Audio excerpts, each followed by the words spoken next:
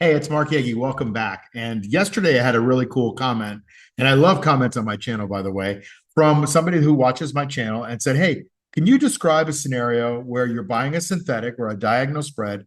What happens if it starts to go down?" Because I guess they think that I always talk about things going up, but stocks go down just as much as they go up. In fact, they go down quickly and they go up slowly. So you've got to be prepared. I prepared this little video to show you what happens in that case. Okay, so here is the comment that I got from Hillary Gwen, I think it is. I think I'm pronouncing it right. I know I'm pronouncing 2784 right. I watched this video a few times. Great strategy. I'm doing PMCC, poor man's covered call. I hate the term, but it's easier to say that than the long one. I wonder if you can do a video about how to handle PMCC, poor man's covered call, when the market turns bearish. Thanks. Well, that's what this is all about. I wrote back, I can and I will. Here I am doing it. And thank you, the bearish case. You'd rather be in the money. That's why market timing and trade management are so critical. The example here is we've got to make some assumptions, right? So we got the stock at 100. We got an $80 synthetic, and that's an 80 delta, let's call it. And it's selling for about $25, which is a 6-month synthetic. $95 in the money calls for 7 days are selling for $6. Or we could do the $100 at the money calls for 7 days that are selling for $2. And $105 out of the money, OOM is also out of the money, calls for 7 days selling for $1. So those are the assumptions that we have to work with, okay? So let's first talk about the $95 in the money calls, 7 days selling for $6. Here's how that breaks down. A component of any premium of any option is made up of two things, the in the money component and the juice, or the time premium. That's the last time I'll say time premium. It takes too long. I'd rather say juice. It's more fun. So juice is time premium. That's the last time. Okay, so we got $5 in the money and $1 of juice. That's $6 total that we get into our account when we sell. Okay, that's the in the money 95s. Okay, we can also do the $100 at the monies, and those are selling for $2. Okay, so those are selling for $2. So there's no in the money because it's at the money. It's not in the money, it's at.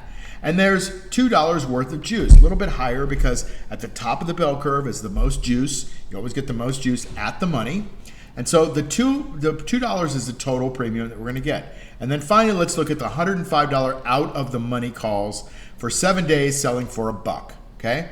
Those might have $1 in juice, but they're out of the money. So there's no in the money amount. So you only get $1 for those. Okay, cool so far? Let's examine a couple of the examples from these assumptions. First of all, the base position, the LEAP, the synthetic, the bottom long call is an $80 price. Okay, well, it's not a price, it's an $80 synthetic. It's the $80 strike price. So $20 of that is in the money. Remember, the stock is at 100. This is an $80 one. So 80 minus 100 is 20. $5 of that, because it's 6 months out, is juice. So together, we pay $25 for that call, for that leap. $25 out of our pocket. Got it? Now, let's say that the stock declines by $5 and we have the in the monies. We have these 95s right here, okay? They're selling for $6. So the stock declines. Now, instead of having a $25 premium, we've got a $20 premium made up of this. $15 in the money, because now the stock is at 95. 95 minus 80. And then $5 worth of juice. Let's say the juice doesn't really change that much on the base position, because maybe we still got a lot of time left, okay? So that brings our base position, let's call it our stock position, to $20, okay? But our short calls now are worth $2. Okay, remember they were selling for $6, but now the juice might have gone up because they're at the money. So maybe we got a little increase in juice of $1, but we have no more in the money amount. The stock has declined $5, and so the $95 are right at the money. So now they're $95 at the money strikes that are only worth $2. Remember, we short this, so we get to keep that $2. Actually, we get to keep that at the expiration. Okay. But if we want to buy it back, it's going to cost us $2 to buy it back. Okay, so here's the result. As of the time that we are doing this trade, we lost $1, right? Because we had a gain. Now, at expiration, we'll end up keeping $1, right? We'll get that whole $2 back because it'll eventually decline from $2 all the way to 0. So, but as of the time that the stock went down, $5, we lost $1 on the position. Not too bad, and that's the beauty of being in the money. Now, let's say the stock declines and we have the $5 out of the money calls, right? Remember, those were selling for $1. Well, the base position doesn't really change much. It goes down to its 20, just like the last example. And so it's $20, which is $15 in the money because the stock's at 95. And the juice is $5, so it's still worth $20. But since we had these out of the monies, we only got $1 for them. Now the juice is so far out of the money, it's got to go all the way back up to 105 in a week for us to get that money back, for it to go back up to $1. So we pretty much get 10 cents is what it's worth today. So we gain all that because we're short. So we gain the difference between the dollar and the 10 cents. So we gain 90 cents, right? So at the end result is, so far at the day that this $5 drop happens, we've lost $4.10. That's because we were out of the money. We lost most of that on the base position because we had no in the money protection on the short position. Are you with me so far? Okay, so now we've got these two components, and that's basically to set the comparison here that there's not a lot that you have to do if you're in the money.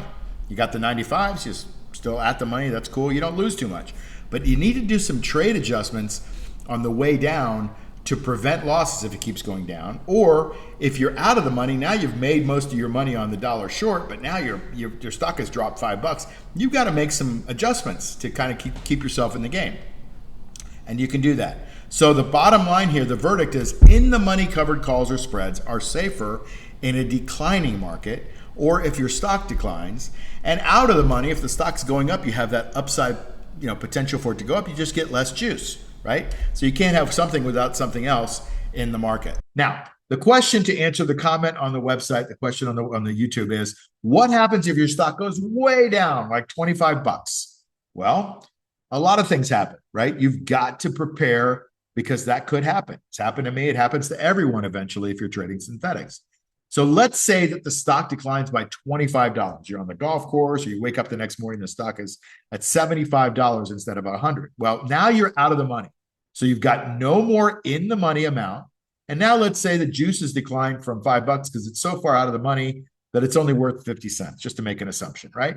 Well, that means your whole base position, your whole LEAP position is only worth 50 cents. You've lost like $24.50.